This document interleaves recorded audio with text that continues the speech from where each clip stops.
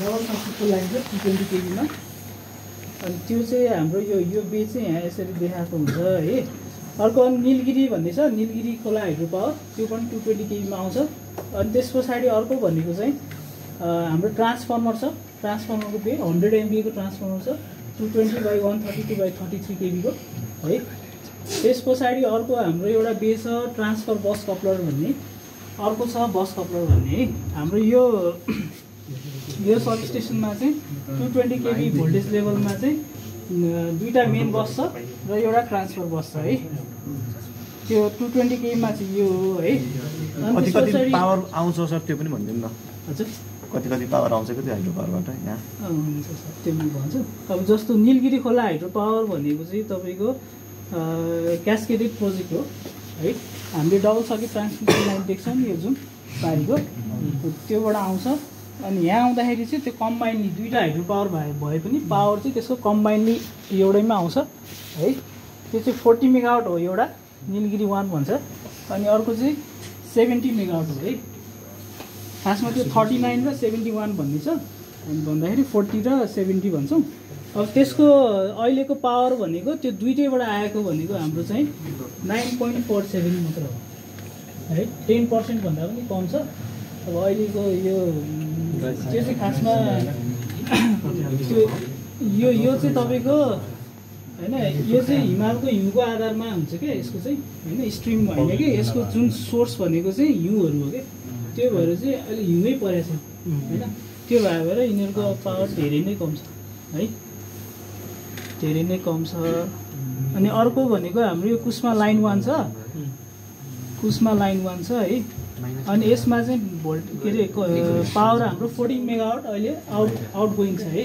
14 megawatt चाहिँ गइरहेको छ। कुस्मा लाइन 2 छ, यो चाहिँ हामीले अहिले सटडाउनमा राखेको छौँ है।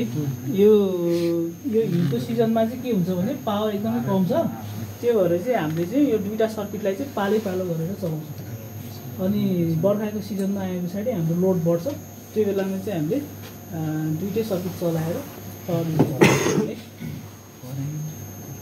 अनि यो बे भनेको चाहिँ हाम्रो 100 MVA को हो है, 100 MVA को हो। यसमा चाहिँ हाम्रो जस्तो के छ भन्दाखेरि मिस्त्री खोला भन्ने हाइड्रो पावर छ जुन तपाईँहरूले पारी देख्नुभयो होला, त्यो चाहिँ 42 मेगावाटको हो।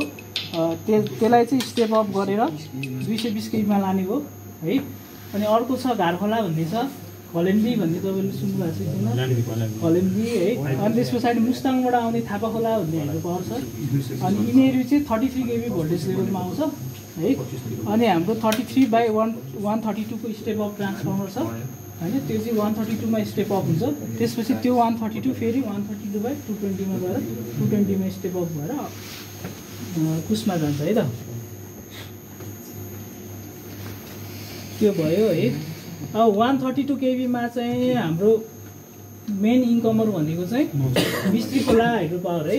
मिस्त्री खोला चाहिँ 42 मेगावाटको इन्स्टल क्यापेसिटी हो है। यो चाहिँ 7 मेगावाट 6.76 मा चलिरहेको छ है अहिले।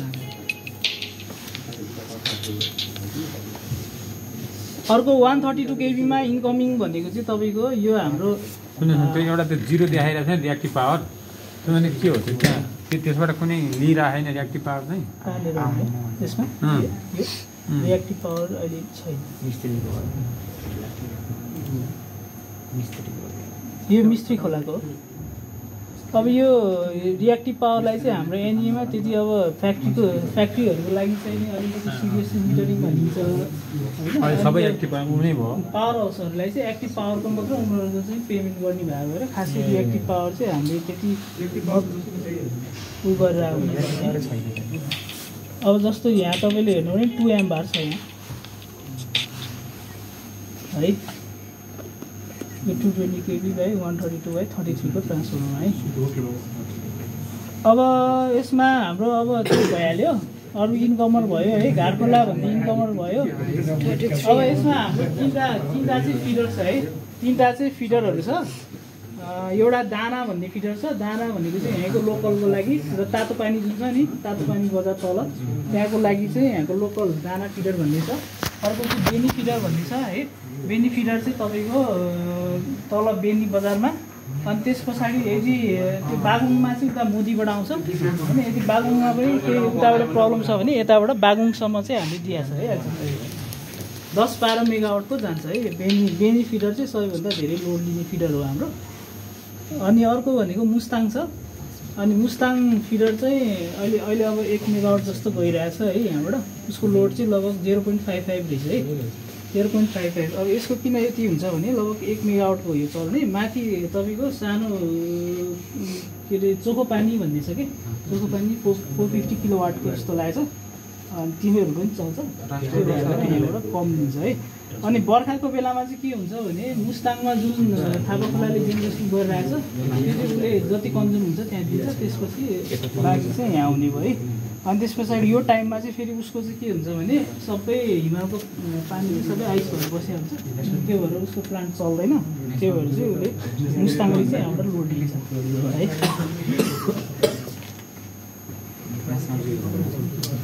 अनि तपाईँको अर्को भनेको चाहिँ हाम्रो यहाँनिर तपाईँहरूले हेर्नुभयो भने के छ भने यो ट्रान्सफर्मर चाहिँ हामीले 220/132/33 भन्छौँ क्या है। अब 33 भनेको चाहिँ हामीले फिडरको लागि अथवा इन्कमरको लागि युज गर्दैनौँ है। जुन त्यो 220/132/33 को जुन ट्रान्सफर्मर छ सेम सिङ्गल ट्रान्सफर्मर हो होइन, त्यहाँबाट आउने 33 kV चाहिँ हामी स्टेसनको कन्जम्सन पर्पजको लागि लिन्छौँ है।